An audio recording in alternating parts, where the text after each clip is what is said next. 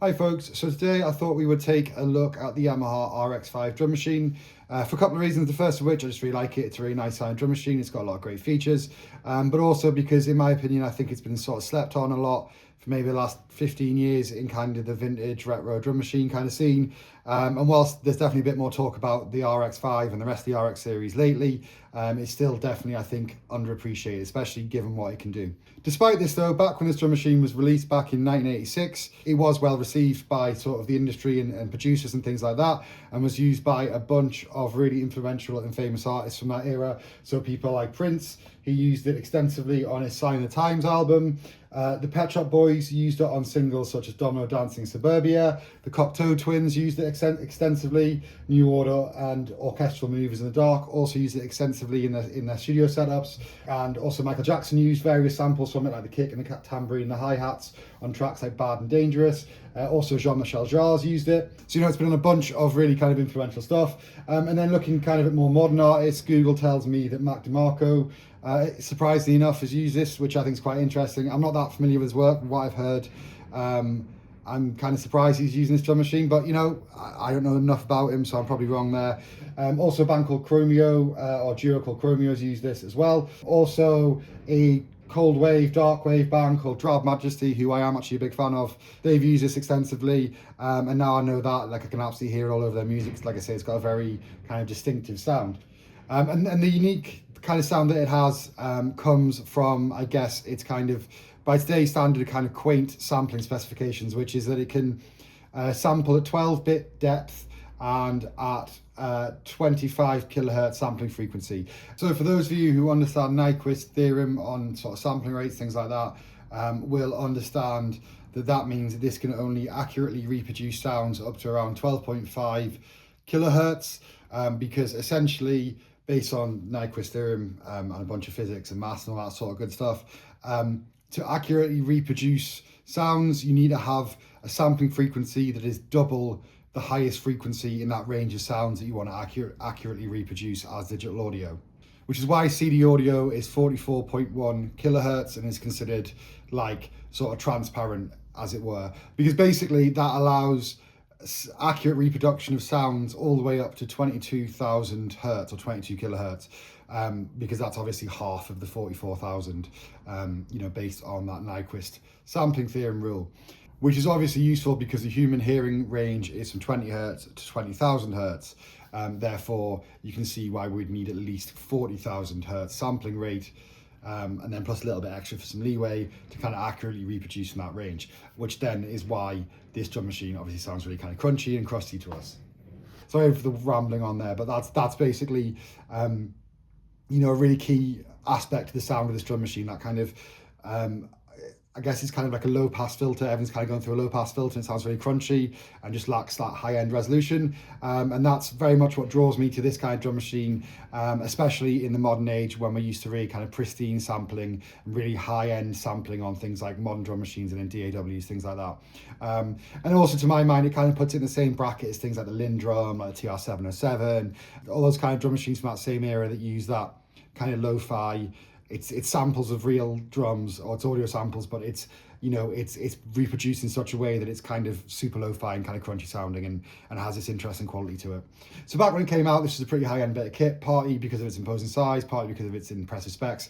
Also because of things like the fact that it has individual outputs for all the drum sounds, and also individual volume controls for all of them as well, which for anyone who's used drum machines much and has used things like TR-505s or the sort of modern kind of small little drum machines where if you want to change the level of a sound you have to go through a menu and individually change each one, whereas having the mixer here just makes that really nice, really easy to use in kind of live situation and jam situation, things like that.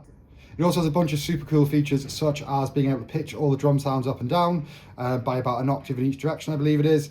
It also has the option to reverse the sounds as well, so you can play the samples backwards, which again, anyone who's used drum machines, done any sequences, knows how useful that is. It also has a damp function, which I've never seen in another drum machine, which effectively allows you to recreate a situation where, like, say if you put your hand on a drum skin and you hit the drum skin, it would create this kind of muted, muffled kind of shorter kind of sound, I guess, less kind of dynamic sound, which lets you build kind of dynamics within the drums that you're writing on this thing, but also kind of, I guess, mimics real drums a bit more. It's an interesting feature. The drum sounds also all have envelopes that can be adjusted. Whilst you can't actually directly record samples into this thing, there are ways to put samples on it externally. There are memory cards you can get. There's a few very, very rare ones that came out with this when it was new, that you can still find sometimes for, frankly, exorbitant prices, but they do exist. There are, I believe there's a TR-909 one, I think. There is also a more modern kind of adaptation of that technology, which I'll put on the screen now, which you can use to basically use as a kind of an external drive to load samples onto and then plug into the back of it to add your own sounds to it. So I'll put that on the screen for anyone interested. So as I mentioned, I think this is quite a slept on drum machine. A good example is, I guess, is how much I paid for this. I got this maybe 8 years ago for £50, sold as seen on eBay. When they were new, they were £1,000 in the UK, which in today's money is nearly £4,000, £3,800. So that's quite the drop from 1986 to when I got this in, I guess, what was it, 2016, something like that. And they seem to average at about 250-ish pounds on eBay and second-hand sites today, which I guess is quite a lot for a 30-odd-year-old drum machine or whatever.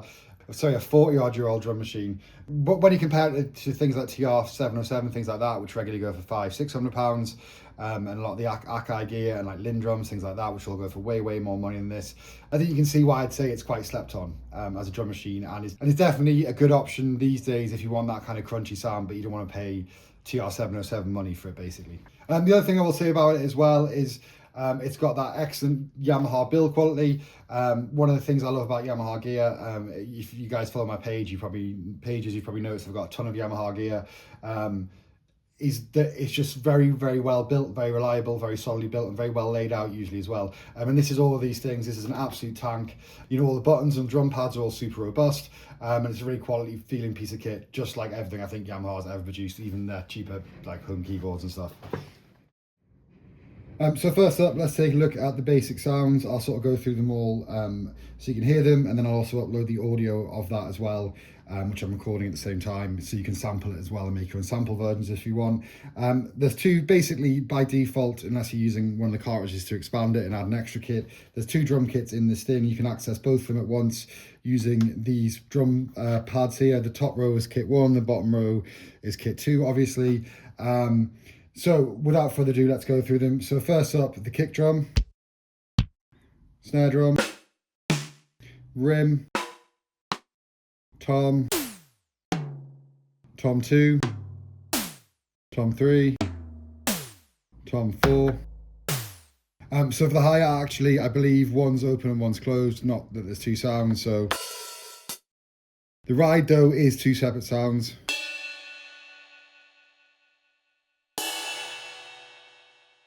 Same with the crash.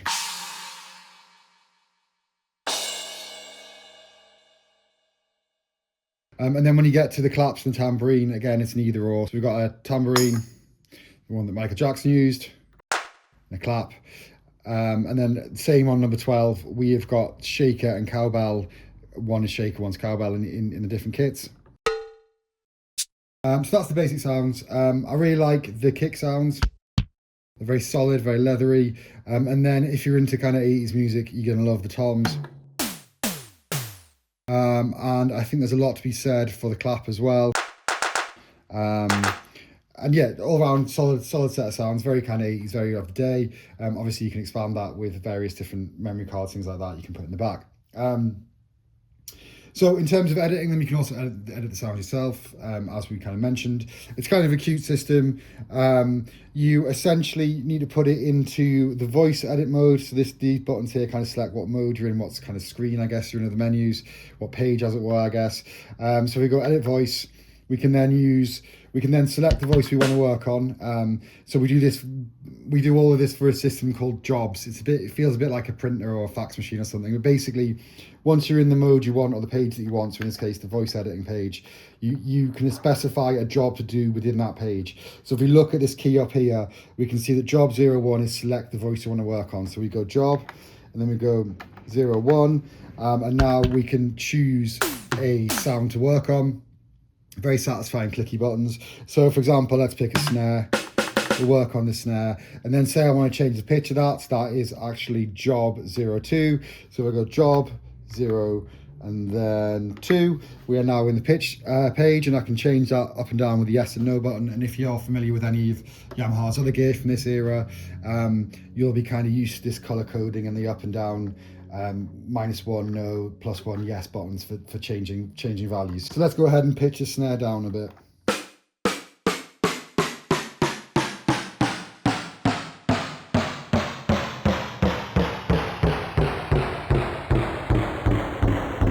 Actually, I was wrong. I'm not sure if there is a limit on how far you can pitch it. I thought it was 1 octave either way, but it looks like, well, 3 octaves. You can go 3 octaves down, and then I'm guessing 3 octaves up. We'll find out. 2 octaves up. So 3 octaves down, 2 octaves up on all the sounds.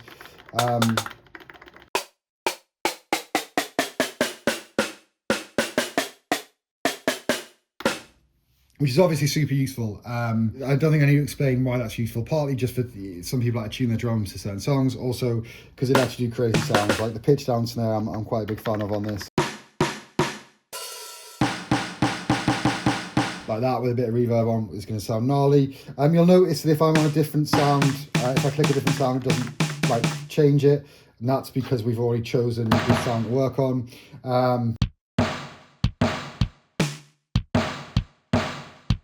And it obviously doesn't affect the other snare because that's a different sound, a different button basically. So maybe I want to pitch down that kick as well. So then I would go job 01, select bass drum 2, key M, and then I can go job 02, and then I can pitch that down a bit as well.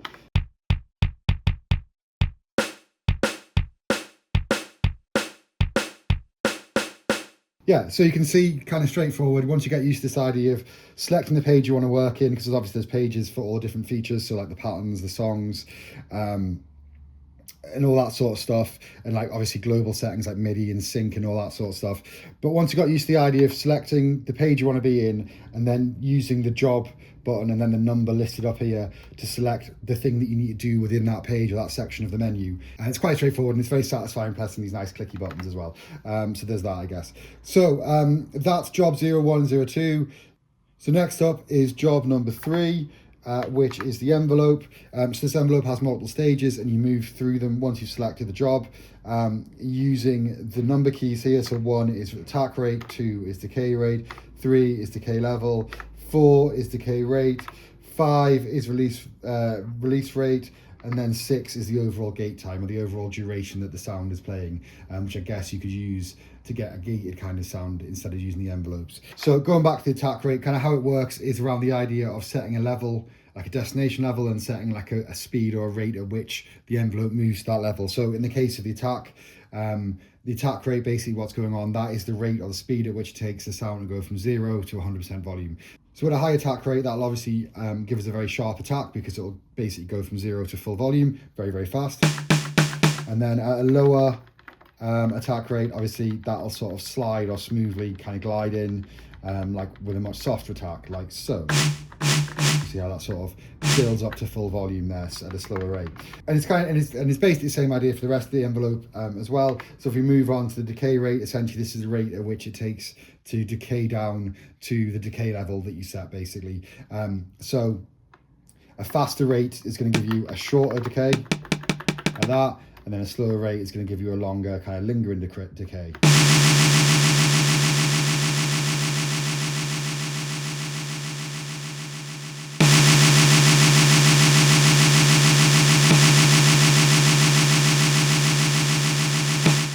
Like so.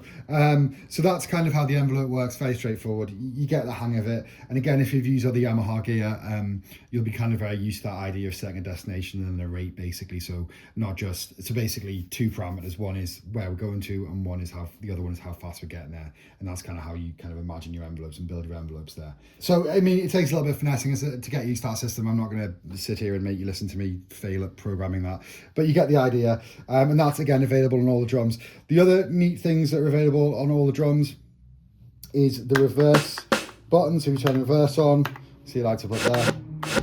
Now when you play the drums, they'll be backwards. So in the sequencer mode, the reverse is applied like a note by note basis. So you could have like a forward playing notes, regular playing notes, and reverse playing notes in the same sequence, and you basically program that in as part of the sequencing. If you're sending MIDI in, it's an all or nothing deal. One of the demos I'll show you after this section of the video, you'll see me using the reverse and the damp on every drum sound at once, because basically what's happening is the drums are being played via MIDI coming in rather than the sequence. So instead of having the reverse and damp button individually sequenced within that, I'm just doing them to all the sounds at once, basically. Super useful, super fun. I mean, I think that's actually what sold me on buying this thing when I was eyeing it up on eBay and being like, do I put an offer in, do I put a bid in, whatever, because I wasn't really that familiar with it. Like I say, at the time, no one was really talking about them. I had no idea about it. It was just cheap. But then I was looking at the pictures and I saw the reverse button and I thought, you know what, that's going to be fun. So that literally what swung us. Anyway, that brings me on to the damp thing as well. We mentioned what it does earlier on, which creates this damped version of the drum sound, like a muted version of the drum sound. Again, you can sequence that on a note by note basis, or when you're making the patterns within the drum machine, or if you're sending MIDI in, obviously when you press the damp button, that will damp everything. There might well be some MIDI controls you can use to access damp over MIDI, I'm not sure, and the same reverse, I've never got that far. So there's also the pitch bend rate, which if I'm honest, I have no idea what that really does. I've just had a little go of it there, so job 04, and we're in pitch bend rate for key B.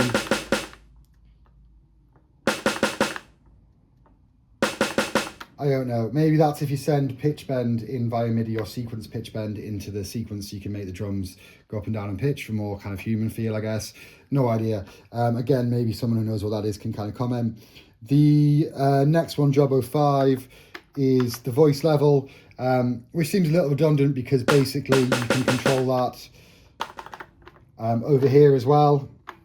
I'm guessing that's so that you can save preset levels, which I guess makes these maybe digital faders rather than analog ones. I don't know, or maybe it's you can set a preset level in here and then also have an analog level over here as well. So you've got like maybe options to kind of gain stage, and but also like save like a preset level. So when you load a kit, that they'll be at a certain level that you want them at for performance, whatever.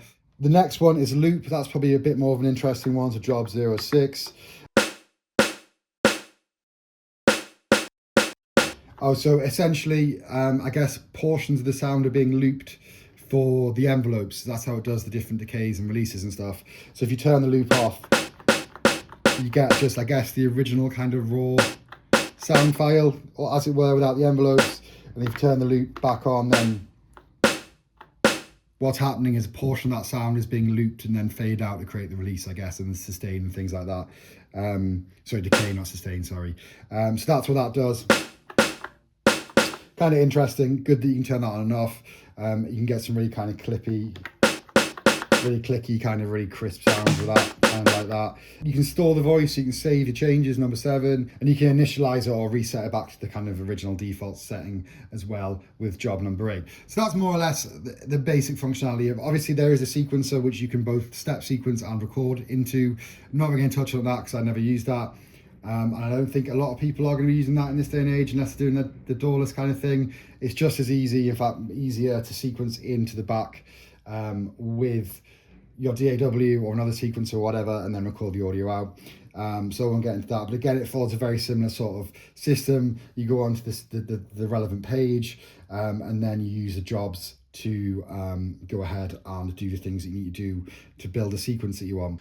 Right, so that's the basic functionality kind of covered. We'll look at some sound demos now. So the first one's just kind of a drum machine on its own, and I'll show off the kind of reverse and damp functions. Then after that, I use it in a track so you get an idea of it in kind of context, how it sounds in a bigger piece of music.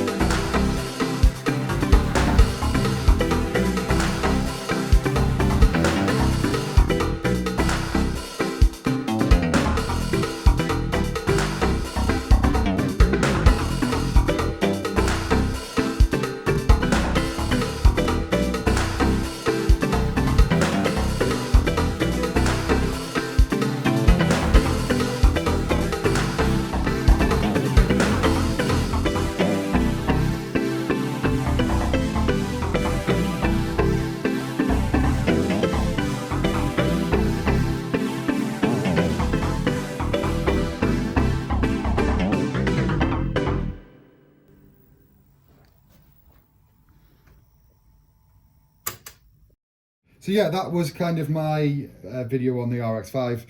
Thanks very much for sticking around this far. I hope you guys enjoyed it. I hope it was maybe useful to you, and hope you guys like the sound demos. And if you have made it this far, please do remember to like and subscribe. I'm trying to grow the channel at the moment, but also obviously I enjoy making these videos. I enjoy kind of talking about gear. Outside of music, I've worked extensively kind of like teaching music production and stuff, so I guess this kind of comes naturally to me. Anyway, I digress a bit, but thanks for sticking around. Hope you enjoyed the video. If you've got any questions, feel free to leave any comments, any suggestions. If you know any of the answers to the things that I didn't know, obviously feel free to comment. And like I say, if you like this video, please do like and subscribe, and I'll catch you guys in the next one.